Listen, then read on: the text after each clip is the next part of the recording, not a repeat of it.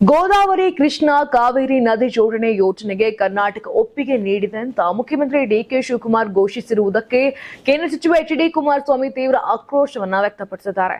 1 ಲಕ್ಷ ಕೋಟಿ ರೂಪಾಯಿ ವೆಚ್ಚದ ಈ ರಾಷ್ಟ್ರೀಯ ಯೋಜನೆಗೆ ವಾಸ್ತವಾಂಶ ತಿಳಿಯದೆ ಒಪ್ಪಿಗೆ ನೀಡಿರೋದು ಕನ್ನಡಿಗರಿಗೆ ಮಾಡಿದ ದೊಡ್ಡ ಅನ್ಯಾಯ ಎಂದಿರುವ ಎಚ್ಡಿಕೆ, ನೀರಿನ ಹಂಚಿಕೆ ಎಂಬುದು ರಿಯಲ್ ಎಸ್ಟೇಟ್ ವ್ಯವಹಾರವಲ್ಲ. ರಾಜ್ಯದ ಹಿತಾಸಕ್ತಿ ಕಾಯಲು ಅಗತ್ಯವಿದ್ದರೆ ತಕ್ಷಣವೇ ಕಾನೂನು ಹೋರಾಟ ಆರಂಭಿಸಬೇಕು ಅಂತ ಬಿಗಿಪಟ್ಟು ಹಿಡಿದಿದ್ದಾರೆ. ರಾಷ್ಟ್ರೀಯ ಜಲ ಅಭಿವೃದ್ಧಿ ಸಂಸ್ಥೆಯ ಇತ್ತೀಚಿನ ವರದಿಯನ್ನ ಅಂಕಿಅಂಶಗಳ ಸಮೇತ ಬಿಚ್ಚಿಟ್ಟ ಕುಮಾರಸ್ವಾಮಿ, ಒಟ್ಟು 147 ಟಿಎಂಸಿ ನೀರಿನಲ್ಲಿ ತೆಲಂಗಾಣಕ್ಕೆ 45, ಆಂಧ್ರಕ್ಕೆ 44 ಹಾಗೂ ತಮಿಳುನಾಡಿಗೆ 40 ಟಿಎಂಸಿ ಹಂಚಿಕೆ ಮಾಡಲಾಗಿದೆ ಅಂತ ವಿವರಿಸಿದ್ರು. ಆದರೆ ಕರ್ನಾಟಕಕ್ಕೆ ಸಿಕ್ಕಿರುವುದು ಕೇವಲ 15 ಟಿಎಂಸಿ ಮಾತ್ರ.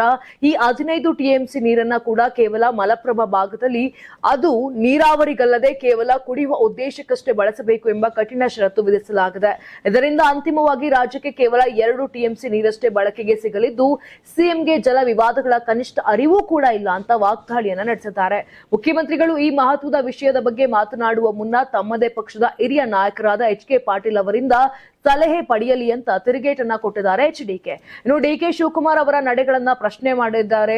ಇತ್ತೀಚೆಗೆ ತುಂಗಭದ್ರಾ ಕ್ರಸ್ಟ್ ಗೇಟ್ ಉದ್ಘಾಟನೆ ವೇಳೆ ಆಂಧ್ರ ಹಾಗೂ ತೆಲಂಗಾಣ ಸಿಎಂಗಳ ಜೊತೆ ನಡೆಸಿದ ಸಭೆಯ ಫಲಿತಾಂಶವೇನು ಅಂತ ಪ್ರಶ್ನಿಸಿದ ಅವರು, ತುಂಗಭದ್ರಾ ಕೆಳಭಾಗದ ನವಿಲೆಯಲ್ಲಿ ಹೊಸ ಜಲಾಶಯ ನಿರ್ಮಾಣ ಮಾಡಲು ನೆರೆ ರಾಜ್ಯಗಳು ಒಪ್ಪಿಗೆ ನೀಡಿವೆಯೇ ಅಥವಾ ಅದಕ್ಕೆ ಹಣ ಯಾರು ಕೊಡ್ತಾರೆ ಎಂಬುದನ್ನ ಬಹಿರಂಗಪಡಿಸಲಿ ಅಂತ ಸವಾಲನ್ನ ಹಾಕಿದ್ದಾರೆ ಎಚ್ ಡಿ ಕುಮಾರಸ್ವಾಮಿ ಅವರು.